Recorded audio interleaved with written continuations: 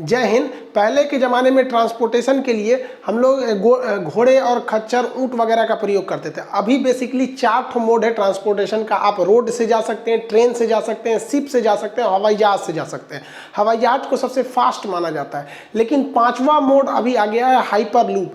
ये hyper loop बहुत तेज़ स्पीड से चलेगा। इसे लूप इसलिए कहा जाता है क्योंकि ये पाइप के अंदर चलता है। एक लूप होता है, पाइप के अंदर चलता है। अब ये समझते हैं इसकी स्पीड कितनी होती है, इसमें क्या अच्छाइयाँ होंगी, क्या खराबी होगी, ये वर्क कैसे करता है और इंडिया में ये कब तक आएगा, और आएगा तो क्या चेंजेस देखने को मिलेगा इंडिया में। देखिए, किसी भी ट्रांसपोर्ट को अगर आप देखेंगे तो उसके लिए 2 सबसे बड़ी बाधा होती है। एक होता है फ्रिक्शन और दूसरा होता है एयर का ड्रैग, हवाओं का। अब जैसे कार वगैरह चलती है तो इस पे देखेंगे तो ज़्यादातर तो ज़मीन का हवा, ये फ्रिक्शन होता है। ये फ्रिक्शन इतना तेज होता है कि ये गाड़ियों को रोक देता है। जैसे कहीं पे भी ढलान पे चली गई तो रोक देता है वो, ये फ्रिक्शन। अब दूसरा होता है एयर ड्रैग, हवाओं का झोंका। आप देखिए, कार वगैरह अगर तेज चलाइएगा, हाथ निकालिएगा तो लगेगा हाथ को पीछे कर देगा। देख रहे हैं, इजजुरी को बाहर निकल के झाँक रही है, ये अभी उधिया जाएगी, ये समझ में आएगा इसको। तो ये एयर ड्रैग है। एयर ड्रैग बहुत तेज होता है, पेड़ गिरा देता है। आंधी में देखते होंगे हवाओं का क्या गिरा देता है, पेड़ गिरा देता है। तो ये एयर ड्रैग बहुत ज़्यादा हैवी होता है। तो यही 2 समस्या होती हैं सब। इसी के वजह से किसी भी चीज़ में फ्यूल ज़्यादा खर्च होता है या स्पीड ज़्यादा नहीं हो पाती है, और अगर स्पीड होती है तो बहुत जल्दी वो चीज़ रुक जाती है। तो इन दोनों चीज़ को हटाने के लिए लाया गया हाइपर लूप का कंसेप्ट। हाइपर लूप में क्या किया जाता है, इसमें फ्रिक्शन और एयर ड्रैग दोनों को खत्म कर दिया जाता है। आपको पता है कि कोई भी मैग्नेट होता है, उसका एक साउथ पोल होता है, एक नॉर्थ पोल होता है। अगर एक और साउथ रखेंगे, दूसरे और नॉर्थ रखेंगे तो ये चिपक जाएगा, अदरवाइज में ये नहीं चिपकेगा। अगर दोनों नॉर्थ नॉर्थ है तो भी नहीं चिपकेगा, दोनों साउथ साउथ है तो भी नहीं चिपकेगा। एक ही शर्त है चिपकने का, एक नॉर्थ होना चाहिए, एक साउथ। तो इसी का कंसेप्ट में क्या किया जाता है, जो लूप बनाया जाता है, जो लूप मतलब जो ट्यूब बनाया जाता है, उसकी जो अंदर की दीवारें होती हैं, ये जिस पोल की बनी होती हैं, मान लीजिए इसको भी नॉर्थ पोल का बना दिए, और इसके अंदर जो पॉड चलता है, जो गाड़ी चलेगी, इसकी भी बाहर दीवारों को नॉर्थ बना दिए, या फिर दोनों को साउथ बना दीजिए या दोनों को नॉर्थ बना दीजिए। ऐसा कर देने से दोनों एक दूसरे को ढकेलने लगेंगे और वो चिपकेंगे नहीं, एक तरह से कहिए कि वो हवा में तैरेंगे। इससे फ़ायदा ये है कि इस पॉट में अगर मान लीजिए 20 आदमी भी हैं, 20 आदमी, तो आप अच्छा खासा इसका वेट हो जाएगा। आप 20 आदमी को ढकेल नहीं सकते, आप एक चौकी को नहीं ढकेल पाएंगे। एक खाली कार है जिसमें कोई नहीं, उसको भी नहीं ढकेल सकते। लेकिन इसमें क्या होगा कि ये नीचे की इसकी चारों ओर की जो दीवारें हैं, ये लूप जो है वो भी मैग्नेट का है और सेम पोल से ये भी मैग्नेट का है। तो आप इस लूप को, ये जो अंदर जो गाड़ी होती है, इसके अंदर पॉट जो बोलते हैं, उसको हल्का सा ढकेलेंगे तो आगे चली जाएगी। वहाँ पर सोचिए कितने 1000 kg के पॉट को आप अगर हाथ से ढकेलेंगे तो आगे चला जाएगा। लेकिन अगर इसी को हम जमीन पे रख देते, जमीन पे आप आटे की बोरी जो 50 किलो का, उसको हाथ से रखेंगे तो नहीं ढकेल पाएगा वह, क्योंकि वहाँ पे क्या लग रहा है, फ्रिक्शन लग रहा है। तो ये फ्रिक्शन को खत्म कर दिया। अब एयर ड्रैग को कैसे खत्म किया जाए, तो एयर ड्रैग को खत्म करने के लिए वैक्यूम पंप होते हैं। जैसे ये पाइप, जिस लूप में ये ट्रेन चलती है ना, ये देख रहे हैं, ये लूप है। इस लूप में जब ट्रेन चलती है तो साइड साइड में बहुत बड़े वैक्यूम पाइप्स लगे होते हैं। ये पाइप क्या करते हैं, एयर को सक कर लेते हैं। तो जो हवा आगे से काट रही थी उसे क्या कर लेते हैं, सक कर लेते हैं। तो ये वैक्यूम पंप जो होते हैं सब, ये हवा को खींच दिए सब, और मैग्नेट क्या किया, ऊपर उछाल दिया। तो ना इसके लिए फ्रिक्शन रह गया और ना ही इसके लिए अब किसी भी तरह का एयर ड्रैग रह गया। तो इस ट्यूब में अगर आप देखेंगे तो इसमें फ्रिक्शन भी नहीं है और ना ही इसमें एयर ड्रैग है। अब इसके अंदर जो चलते हैं वो पॉड चलते हैं। पॉड जो होता है, जो एक छोटा सा कैप्सूल टाइप का होता है, इसमें 20-25 आदमी बैठेंगे, जितनी इसकी कैपेसिटी होती है। ये ट्रेन की तरह नहीं होता है, एक एक बॉगी समझ जाइए उसकी तरह होता है।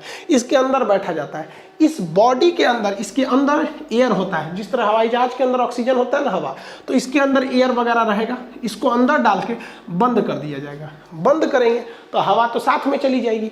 तो बंद करने के बाद इधर जो वैक्यूम पंप लगे हैं वहाँ से हवा को निकाल दिया जाएगा। तो बाहर हवा नहीं है, लेकिन इसके अंदर जो लोग बैठे हैं उनके लिए हवा है, अंदर पर्याप्त हवा रहती है इसके अंदर। इसको बंद कर दिया जाएगा, उसके बाद रेडी कर दिया जाएगा। अंदर का जो डेकोरेशन होता है वो इसी टाइप का देखने को मिलता है। अभी सबसे पहले इसे लॉन्च किया जाएगा। देखिए, लॉस वेगास में तो अभी स्टार्ट हुआ है, ह्यूमन ट्रायल कर लिया गया। वर्जिन हाइपरलूप के जो थे उन लोगों ने पहली बार, इन्हीं दोनों लोग ने इसका ह्यूमन ट्रायल किया है। ये इसका इंटीरियर लुक है। ये दुबई में जो लाया जाएगा ये उसका लुक है। तो पॉड के अंदर इस तरह से लोग बैठेंगे, वो ट्रेन की तरह नहीं होगा, एक बॉगी के जैसे होगा वहाँ पर। अब इसमें क्या है, इसका मैकेनिज्म क्या काम करता है समझिए ध्यान से। इसमें एक लीनियर मोटर होता है। लीनियर मोटर इसे आगे ढकेलता है।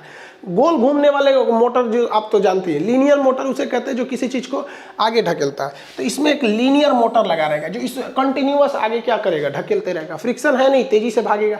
लेकिन इसका जो वैक्यूम पंप है जो हवाओं को खींच लिया है, लेकिन कुछ ना कुछ हवाओं को वो छोड़ देता है। तो इसके लिए क्या किया जाएगा, इसके आगे एक फैन लगाया जाएगा। वो फैन क्या करेगा, आगे से हवाओं को खींच के पीछे की ओर फेंक देगा, जिससे क्या होगा, वो तेज और चलने लगेगा।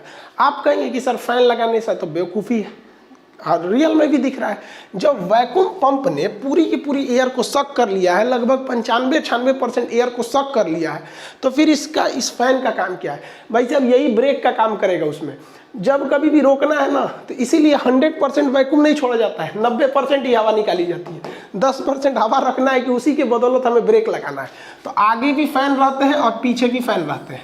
जब इसे चलना है तो ये ठीक डायरेक्शन में चलते हैं, रोकना है तो इसमें तो ब्रेक है नहीं, क्योंकि इसमें चक्के नहीं रहते हैं। चक्का रहेगा तो फिर तो ये तो घर्षण करने लगेगा, तो हवा में तैर रहा है। तो इसी फैन को जब उल्टा घुमाते हैं ना, तो वो रुकती है वहाँ पर, वो वहाँ पे रुक जाता है, अदरवाइज में रुकेगा ही नहीं। तो ये फैन लगाना बेवकूफ़ी नहीं है, वैसे बड़े बड़े साइंटिस्ट इंजीनियर बनाए हैं, सब बेवकूफ़ी कैसे करेंगे। तो इस हिसाब से ये चलेगा। और इसमें बिजली बहुत ही कम चाहिए, क्योंकि फ्रिक्शन है नहीं। फ्रिक्शन रहेगा तब ना कंटिन्यूअस मोटर चलाना है, एयर ड्रैग है नहीं, तो बिजली बहुत कम है। अभी आगे जाके जब ये बनाया जाएगा, जब ये बन के तैयार होगा, तो आप देखिएगा इसकी बिजली अलग से ज़रूरत नहीं पड़ेगी। इसी के ऊपर क्या करेंगे लोग, सोलर पैनल लगा देंगे, क्योंकि ये तो ब्रिज के ऊपर से जाता है, तो सोलर पैनल लगा देंगे।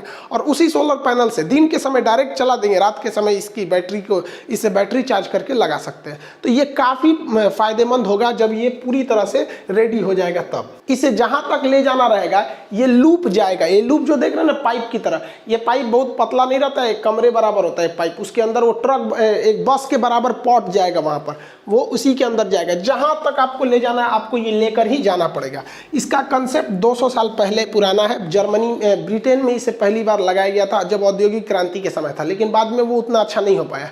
लेकिन इधर जो था, इलॉन मस्क जो है, ये टेस्ला कंपनी के मालिक है, स्पेस एक्स इनका जानते हैं, इन्होंने इसको प्रोग्राम को आगे बढ़ाया। इलॉन मस्क ने 2013 में ये कंसेप्ट दुनिया के सामने रखा और इन्होंने अच्छे से समझाया, क्योंकि 200 साल पहले जब ब्रिटेन के इंजीनियरों ने इसे बनाया था, तो उस समय वैक्यूम पंप वगैरह उतने अच्छे नहीं थे, लेकिन इन्होंने अच्छे से समझाया और इसके लिए कोई उन्होंने कॉपीराइट वगैरह नहीं कराया, इसलिए ओपन सोर्स है। आप भी चाहें तो अपने घर बना सकते हैं, कोई दिक्कत नहीं है। तो इनकी कंपनी बहुत ज़्यादा है, एक ग्रीन फील्ड में इनकी कंपनी बहुत ज़्यादा काम करती है, सोलर एनर्जी वगैरह में। टेस्ला मोटर्स, इनका अपना गाड़ियाँ वगैरह चलती हैं। और उस पर बात इनका स्पेस एक्स जो अंतरिक्ष में है, हर चीज़ है। इनके लिए एक अलग वीडियो बनाना पड़ेगा भाई साहब, ये बहुत महान व्यक्ति है, इनका क्या कहना है मत पूछिए। ये युवाओं के लिए एक प्रेरणा है हम लोग के लिए। लेकिन वर्जिन हाइपरलूप जो है वो बहुत तेज़ी से काम कर रही है। सिद्धांत इन्होंने दिया, ये अभी बिजी है। वर्जिन एयरलाइंस चलती है यूरोप में, उन्हीं का है वर्जिन हाइपरलूप। इनके पास पैसे ज़्यादा हैं, तो ये सेम कंसेप्ट को ले आके बहुत ज़्यादा वर्क कर रहे हैं। 2014 से ये काम कर रहे हैं। अलग अलग कंट्रीज में इनके मतलब वर्किंग चालू है, ताकि इसे यूज में लाया जा सके, इस हाइपरलूप को। देखिए, इस हाइपरलूप के कुछ फ़ायदे भी होंगे तो कुछ घाटे भी होंगे। तो फ़ायदा हम लोग पहले समझ जाते हैं। फ़ायदा ये होगा कि इस पर मौसम का कोई असर नहीं पड़ेगा। बारिश हो रहा है, गर्मी हो रहा है, धूप है, कोई मतलब नहीं। बाहर क्या है कोई मतलब नहीं, ये तो पॉट के अंदर चल रहा है, अंदर से मौसम में क्या मतलब है। दूसरा फायदा है कि इससे जीव जंतु कम मरेंगे। ट्रेन से देखते हैं, कभी बकरी कट जाएगी, कभी गाय भैंस, हाथी तक टकरा जाते हैं। अगर कोई वन्य जीव से निकलती है ट्रेन, तो इसमें जीवों की दुर्घटना नहीं होगी। पर्यावरण को कोई लॉस नहीं होने वाला इससे, ना कोई धुआं निकलेगा, ना कार्बन उत्सर्जन होगा, कोई दिक्कत नहीं होने वाला इससे। और लेस एनर्जी है, ऊपर से सोलर से चार्ज होकर नीचे चल जाएगा। तो पर्यावरण के लिए इको फ्रेंडली है। जो अभी हम लोग पर्यावरण की समस्या को लेकर जूझ रहे हैं, उसके लिए बहुत अच्छा है।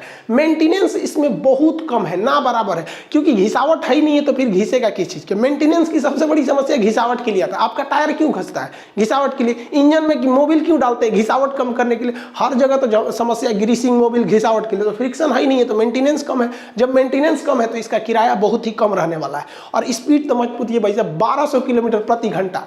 जो जहाजें चलती हैं हम लोग की कमर्शियल, वो 600 किलोमीटर प्रति घंटा चलती है। तो ये हवाई जहाज से भी तेज चलने वाला है। 5वां मोड ऑफ ट्रांसपोर्टेशन ये है। लेकिन हर सिक्के के दो पहलू होते हैं। किसी चीज़ की अच्छाइयाँ तो खराबी भी होती है। इसकी कुछ खराबी है, उसको समझिए। पहला कि जब आप इसे स्टार्ट कीजिएगा तो शुरुआत में हैवी पैसा देना पड़ेगा, क्योंकि इसे हम लोग ज़मीन पे नहीं ले जाते हैं, कि ज़मीन पे ले ही नहीं जा सकते, ज़मीन उबड़ खाबड़ होती है, तो उसके लिए हमें ब्रिज पे ले जाना पड़ता है। तो पहले ह्यूज इन्वेस्टमेंट करना पड़ेगा, करोड़ों की खर्च आएगा। ये अलग बात है कि एक बार जब ये लग गया तो उसके बाद पैसे बहुत कम लगेंगे। तो भाई साहब रेलवे में भी बिछाने में क्या कम पैसा लगता है? रेलवे में भी तो करोड़ों रुपए लगते हैं, ट्रैक बिछाओ, ये करो वो करो। तो इसमें एक चीज़ है इन्वेस्टमेंट। दूसरा है कि इसमें पेड़ बहुत ज़्यादा काटे जाएंगे, क्योंकि इसकी स्पीड इतनी तेज है कि इसे बहुत सीधा रखना मजबूरी है।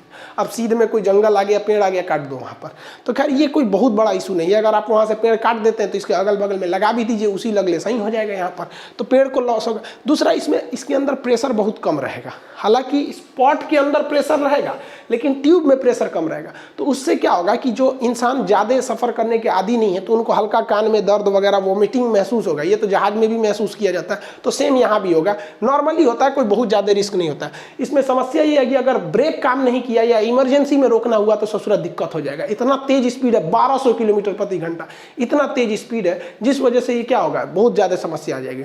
अब खुद सोचिए, हिंदुस्तान को आर पार कर जाएगा 3 घंटे में, कश्मीर से कन्याकुमारी 3 घंटे में, 12×36 3 घंटे में आर पार कर जाएगा। सोचिए कितना ज़बरदस्त इसकी स्पीड रहेगी। तो ये एक समस्या इसमें बहुत ज़्यादा आएगी। मतलब इसमें कोई भी सफ़र आप मिनटों में कर सकते हैं। अगर आपको जाना है मुंबई से पुणे, तो जो 3 घंटे लगते थे ये उसको तय करेगा 22 मिनट में, खट से पहुंचा देगा। इसमें एक और समस्या क्या है कि इसमें केवल एक पॉड जा सकते हैं। ट्रेन की तरह बॉगी दर बॉगी जोड़ के लंबा नहीं कर सकते, एक एक पॉड जाएगा, यानी एक चला गया ना तो उस रास्ते पे जब दूसरा तब तक नहीं जाएगा जब तक वो पहुंच नहीं जाता है। तो एक गया तो फिर अगला, मान लीजिए 20 मिनट का रास्ता है तो अगला 20 मिनट उसके पीछे जाएगा। ये फिलहाल की है, लेकिन ऐसा नहीं है।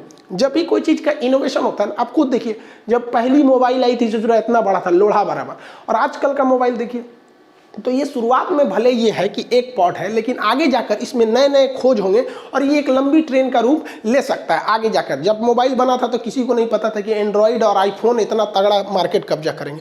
सबसे बड़ी समस्या इसमें भूकंप को लिया जा रहा है। देखिए, जब कभी भी आपकी गाड़ी की स्पीड कम रहती है ना, तो हल्का झटका भी उसको कोई दिक्कत नहीं होता है, लेकिन स्पीड ज़्यादा होने की वजह से थोड़ा सा भी झटका लगाएंगे तो बहुत तेज मारेगा स्पीड की वजह से।